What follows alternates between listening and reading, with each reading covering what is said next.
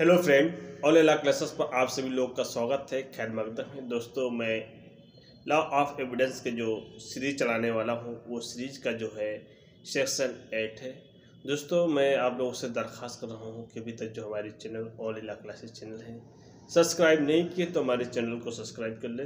Bell icon घंटी press करने पर मैं कोई भी वीडियो डालूंगा उसकी नोटिफिकेशन आपको प्राप्त हो जाएगी।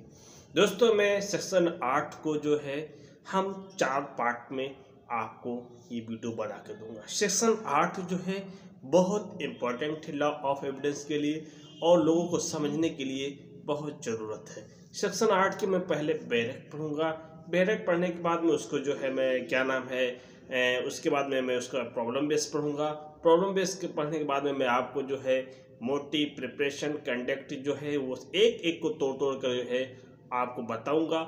उसके बाद में मैं केस लॉ पर भी चर्चा करूंगा। तो एवरीवन दोस्तों हमारे साथ बने रहें। लॉ ऑफ एविडेंस यानी एक अच्छी तैयारी इस चैनल के माध्यम से। तो मैं दोस्तों ज़्यादा समय नहीं लेते हुए मैं अपने टॉपिक पर शुरुआत करता हूं। टॉपिक ये है, आज का सेक्शन है 8 है। आज है कहते क्या है, सेक्शन 8 का हम रीड करते हैं। मोटिव, प्रिपरेशन एंड प्रीवियस और सब्सिक्वेंट कंडक्ट, यानी मोटिव, प्रिपरेशन एंड प्रीवियस और सब्सिक्वेंट कंडक्ट। धारा 8 में कहता है हेतु, तैयारी या पूर्व या पश्चात का आचरण। पूर्व या पश्चात, हेतु, तैयारी, पूर्व या पश्चात आचरण। ठीक है, ये आपको लाइन हो गया। लाइन होने के बाद में आपके पास 2 चीज़ें होनी जरूरी है। एक आपको पेंसिल, दूसरा आपके पास हाइलाइटर। ठीक है, अब मैं आगे बढ़ता हूँ। अब इसमें क्या कहता है कि हम इंग्लिश में पढ़ते हैं, any fact is relevant which show और कंस्टिट्यूट ए मोटिव। अब यहाँ क्या नाम है, हाईलाइट का इस्तेमाल करें। यहाँ लिखा है कि एनी फैक्ट इज रिलेवेंट, कोई फैक्ट नहीं होगा, विच शो और यहाँ लिखा हुआ और कंस्टिट्यूट ये मोटिव, फिर लिखा और preparation for any fact in issue और रिलेवेंट फैक्ट।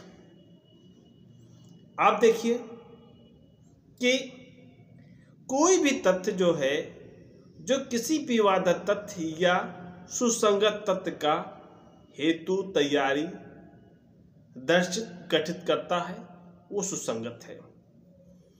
अब ये कहते हैं कि इसमें जो है सिविल और क्रिमिनल दोनों मामले से रिलेटेड हैं।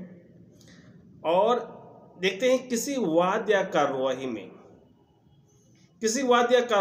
किसी पक्षकार या किसी पक्षकार के अभिकर्ता, यानी किसी वाद या कार्यवाही को किसी पक्षकार या किसी पक्षकार के अभिकर्ता ऐसे वाद या कार्यवाही के बारे में, उसी विवादित तथ्य या सुसंगत तथ्य के बारे में क्या है, किसी वाद या कार्यवाही, किसी पक्षकार या किसी पक्षकार के एजेंट ऐसे वाद या कार्यवाही के बारे में, उसमें विवादक तथ्य या सुसंगत तथ्य या किसी तथ्य के बारे में क्या है, किसी फैक्ट के बारे में आचरण और किसी ऐसे व्यक्ति के आचरण जिसके विरुद्ध कोई अपराध, किसी कार्यवाही का विषय हो।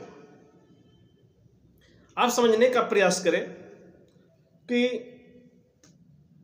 आचरण और किसी ऐसे व्यक्ति के आचरण जिसके विरुद्ध कोई अपराध, किसी कार्यवाही का विषय है, वो क्या होगा, सुसंगत है। यदि ऐसा आचरण किसी विवादित तथ्य या सुसंगत तथ्य को प्रभावित करता हो, ऐसा आचरण जो है, ऐसा कंडक्ट जो है किसी विवादक तथ्य या सुसंगत तथ्य को क्या करता हो, प्रभावित करता हो, उससे प्रभावित होता हो, प्रभावित करता हो और उससे प्रभावित होता हो, चाहे उसने पूर्व, चाहे उससे पूर्व का हो या पश्चात का हो। अब अंग्रेजी में कहते हैं the conduct of any party, the conduct of any party कोई पक्षकार, of any agent of any party यानी पक्षकारों को कोई अभिकर्ता, टू एनी सूट कोई भी वाद, और प्रोसीडिंग कोई भी कार्रवाई, इन रेफरेंस टू सच और सूट यानी इनके रेफरेंस में suit or proceeding, in reference any effect, in reference में any effect, in issue there or relevant there to and conduct of any person an offence against whom is the subject of any proceeding. Any person an offense against whom is the subject of any proceeding is relevant if such conduct influenced or influenced by any fact in issue or relevant fact, and whether it was previous or subsequent thereto.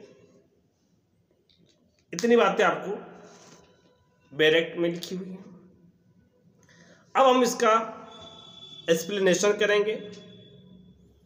Explanation में कहता है the word conduct, conduct आप समझते हैं आचरण, क्या किसका आचरण, कैसे आचरण है, ये वाली बात आपको जब मैं एक्सप्लेन करूंगा एक वर्ड को तो बताऊंगा।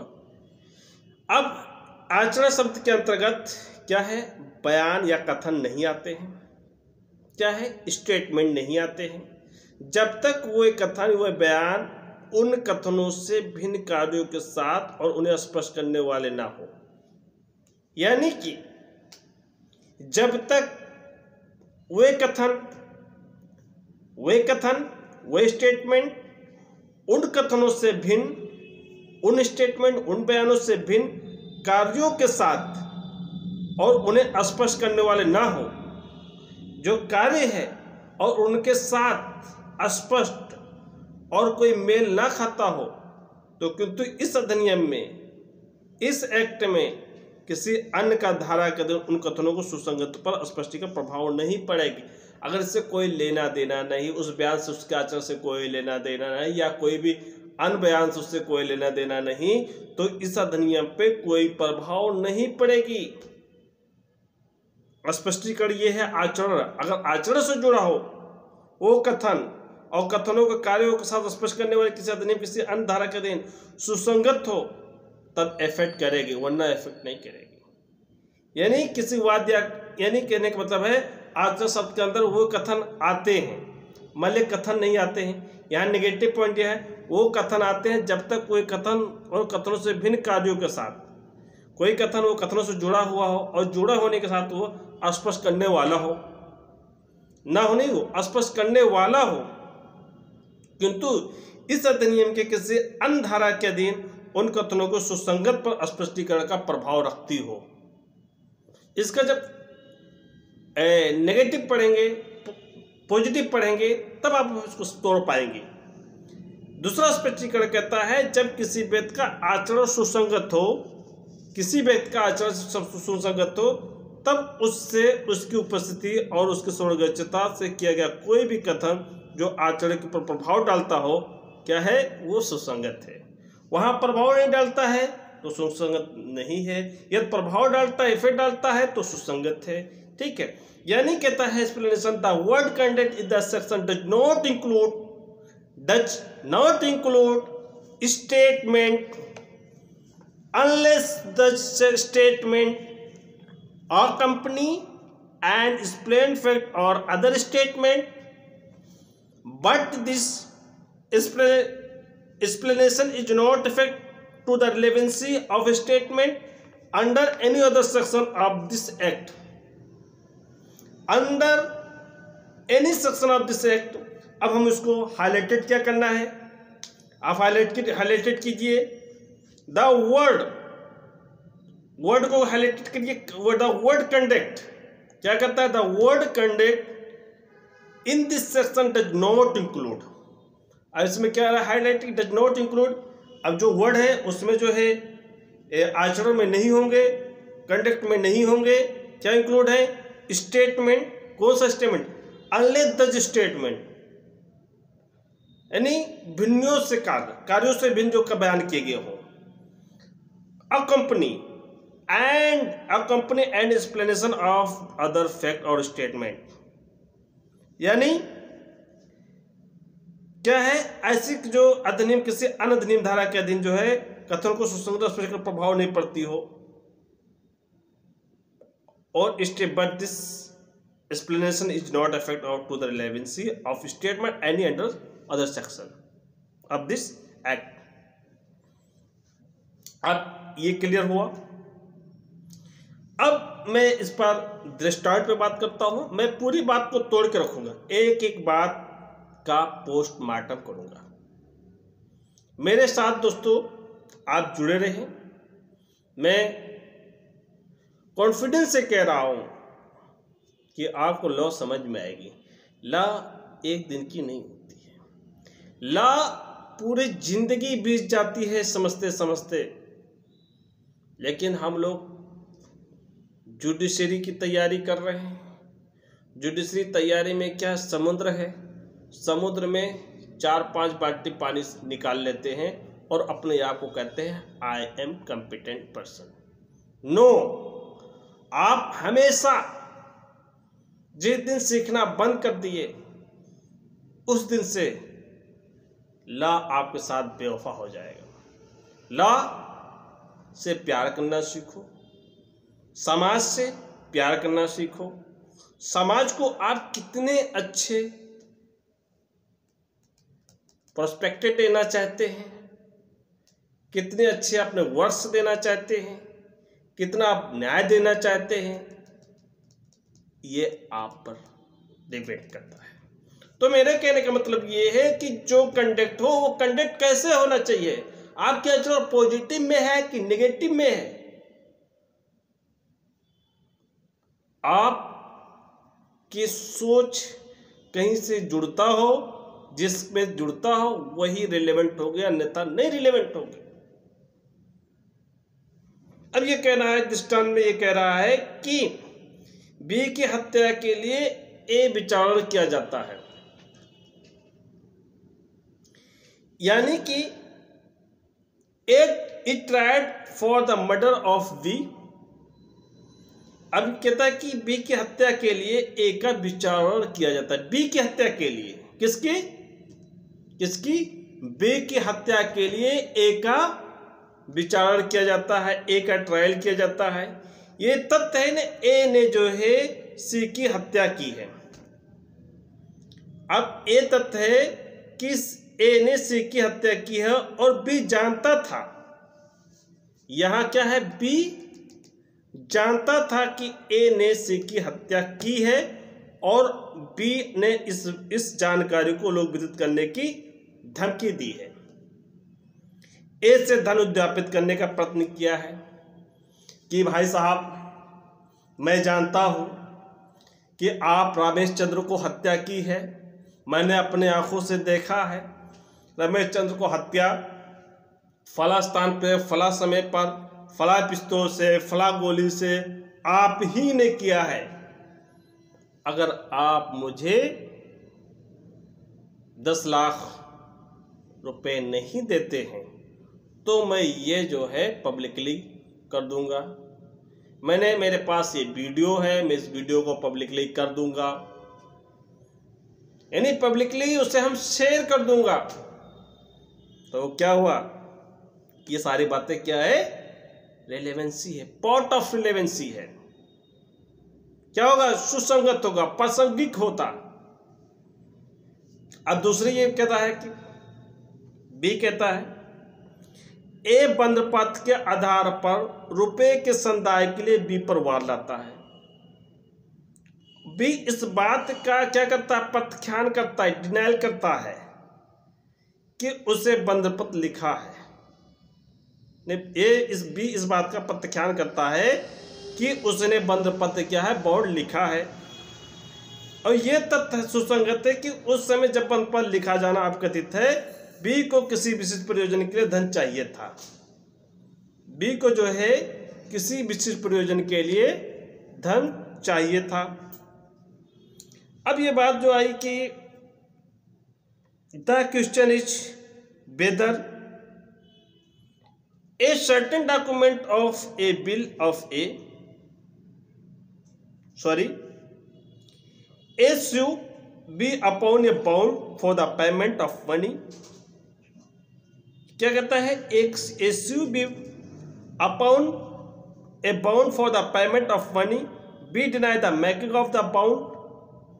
The fact that is at any time at the time when the bond was alleged to be made be required money for a particular purpose is relevant. यानी कि विबंध पद के आधार पर रुपए के संदाय के लिए विप्रवाल लता भी से क्या डिनाइल करता है या प्रत्याख्यान करता है तो उस बंध पत्र लिखा है। तो ये तथ्य सुसंगत हो कि उस समय जब वो बंध पत्र लिखा जाना अवकथित हुआ, एलिज हुआ, बी को किसी विशिष्ट प्रयोजन के लिए धन चाहिए था। यानी बी को किसी प्रयोजन के लिए, किसी विशिष्ट प्रयोजन के लिए कोई सेल एग्रीमेंट होता है, सेल एग्रीमेंट होता है तो मुझे जो है सेल एग्रीमेंट कराने के लिए हमें शादी करनी, हमारी लड़की को शादी करने के लिए, वो शादी करने के लिए भाई साहब आप सेल एग्रीमेंट करवा लीजिए। सेल एग्रीमेंट करवाने के बाद में यह होगा कि आपको उससे पैसा लिया था। तो ये क्या कहता है? यानी कि ये जो फैक्ट है उस किसके लिए लिया गया था, ये जो है सुसंगत है। अब सी क्या कह रहा है? सी कह रहा है A tried for the murder B by poison. The fact that was before the death of B A procured poison similar to the death which was instated to which is relevant. यानी कि विष द्वारा, जहर द्वारा B की हत्या करने के लिए, बी की कत्ल करने के लिए का क्या किया जाता है? ट्रायल किया जाता है। ये फैक्ट सुसंगत है कि बी की मृत्यु के पूर्व ए ने बी को दिए गए विष जो उसे उपात किया था। यानी इसे जो विष है वो जहर है, वो कहाँ से लिया गया था, ये सारी चीज़ हम आपको अपने जब एक्सप्लेन करेंगे और तो बताएंगे। अब उसमें यह कहता है, टी कहता है the question is a whether A certain document of a bill. यानी प्रश्न ये है कि क्या अमुक दस्तावेज एक बिल है। ये फैक्ट सुसंगत है, ये भी फैक्ट सुसंगत है कि अभी से कहता है बिल की तारीख तो थोड़े दिन पहले ए ने उस विषय की जांच जिनसे अवकथित बिल के उपबंधों के संबंध में उसने बिल करने के लिए पहले वकील से परामर्श किया है और ये अन बिलों के प्रारूप बनवा है, उसने पसंद नहीं किया है।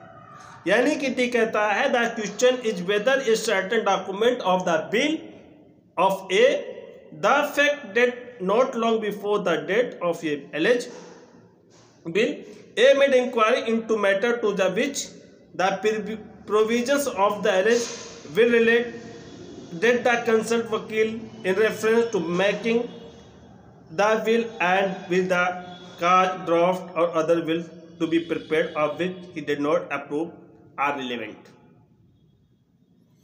अब उसके बाद में ई कहता है E is accuse of a crime, ये किसी अपराध का एक्यूज है। The fact that ye either before or at the time of or after the alleged crime ye provided evidence which is would tend to give the fact of the case an appearance favorable to the himself or dead destroyed or concealed evidence or preventive the presence or procured the absence of person who might be witness serve on that person to give a false evidence respecting are relevant. अब इनमें कह रहा है कि वे तथ्य अवकथित अपराध से पूरा अपराध करने के समय ए ने साक्ष्य का प्रबंध किया था जिसकी प्रवृत्ति में किसी मामले में तथ्य को अंकुर प्रतीत होता, साक्ष्य को क्या नष्ट किया, छिपाया गया या उन व्यक्तियों को साक्षी हो सकते थे उपस्थित निवास का अनुपस्थित किया गया, उपात किया गया या उसके संबंध में मिथ्या साक्ष्य देने के लिए क्या है तैयार किया गया। ये सारे पार्ट जो है क्या होंगे? सुसंगत होंगे। प्रश्न ये है ए ने बी को लूटा है, ये तथ्य को लूटे जाने के पश्चात ए ने सी को उपस्थिति में कहा बी को लूटने वाला आदमी को खोजने के लिए पुलिस आ रही है। अब खोजने के लिए पुलिस आ रही है, उसके बाद वो तुरंत भाग गया तो क्या होगा? ये भी ये पार्ट जो है सुसंगत है। प्रश्न ये है कि ए के प्रश्न ये है कि क्या प्रति 10,000 रुपये के लेनदार है। ये तथ्य ए ने सी को उधार मांगे थे। डी ने सी को एक उपस्थिति में सर्वोच्चता कि मैं कहा था मैं तुम्हें सलाह देता हूँ कि तुम एक पर भरोसा ना करो क्योंकि वो बी के 10,000 रुपये का देनदार है और जो कि कोई उत्तर दिए बिना चला गया। ये क्या है? सुसंगत है। ये क्वेश्चन प्री में पूछे जाते हैं, मेंस में बहुत पूछे जाते हैं। आपको लिखना है प्रॉब्लम बेस में। प्रश्न ये है कि क्या ए ने अपराध किया। ये तथ्य कि ए एक पत्र पाने के उपरांत उसने जिसमें उसने चेतावनी दी थी कि अपराधी के लिए जांच की जा सकती रही है, फरार होगा, उस अंतर्वस्त का क्या है वो सुसंगत माना गया। अब ये प्रश्न ये है कि क्या ए के साथ बलात्कार किया गया है। देखिए यहां पर आप तो है नेगेटिव माइंड लगाना है। प्रश्न ये है कि ए के साथ जो है बलात्कार किया गया है। ये तथ्य अभिकृत बलात्कार अल्पकाल या पश्चात उसने अपराध के बारे में पूर्वाद किए बिना परिस्थितियां जिनके अधीन तथा वो शब्द जिनमें पूर्वाद किया गया है ये भी सुसंगत है। अगर पूर्वाद किए बिना कहते हैं हमारे साथ बलात्कार किया गया है अल्पकाल या अल्पकाल के पश्चात, अल्पकाल के पूर्व, तो ये सारी चीजें क्या है जो आपने कहा है सुसंगत है। ये तथ्य पूर्वाद बिना कहा हो, अगर बगैर कंप्लेंट से कहा हो, और इस धारा के अधीन आचरण के रूप में क्या है, इस कंडक्ट के रूप में क्या है सुसंगत नहीं है। यदि धारा 32(1) टाइम डिक्लेरेशन और 157 जो है कोरबोरेशन एविडेंस के रूप में क्या है रिलेवेंट होगा। प्रश्न ये है कि क्या ए ने लूटा है। ये तब कहते थे तुरंत पश्चात उसने अपराध के संबंध में पूर्वाद किया है। वो सब परिस्थितियों के अधीन सबने जिनमें पूर्वाद किया गया है वो सुसंगत है। ये तथ्य कोई पूर्वाद किए बिना मुझे कहा कि मुझे लूटा गया है, इस धारा के आचरण के रूप में सुसंगत नहीं है। कोई पूर्वाद कोई कंप्लेंट बिना कहे कि साहब मुझे लूटा गया है, तो इसमें जो है वो बातें जो है सुसंगत नहीं होंगी। अब ये बात जो है सुसंगत नहीं होगा, वहाँ मृत हो जाए तो वो सुसंगत होगी 32(1) 157 के तहत। 32 के तहत अगर मृत के तुरंत हो जाए तो वो न मृत नहीं होता है, तो 157 के तहत जो कोरबोरेशन के अधीन जो है वो रिलेवेंट हो जाएगी। तो दोस्तों मैं आज दृष्टांत पर चर्चा किया हूँ, बैरक पे चर्चा किया हूँ। कल मैं जो है इसके जो है एक के मोटिव पर चर्चा करूँगा, फिर उसके बाद में प्रीवियस कंडक्ट पे चर्चा करूँगा। ये सारी चीज़ एक एक तोड़ के चर्चा करूँगा तो आपको समझ में आएगी।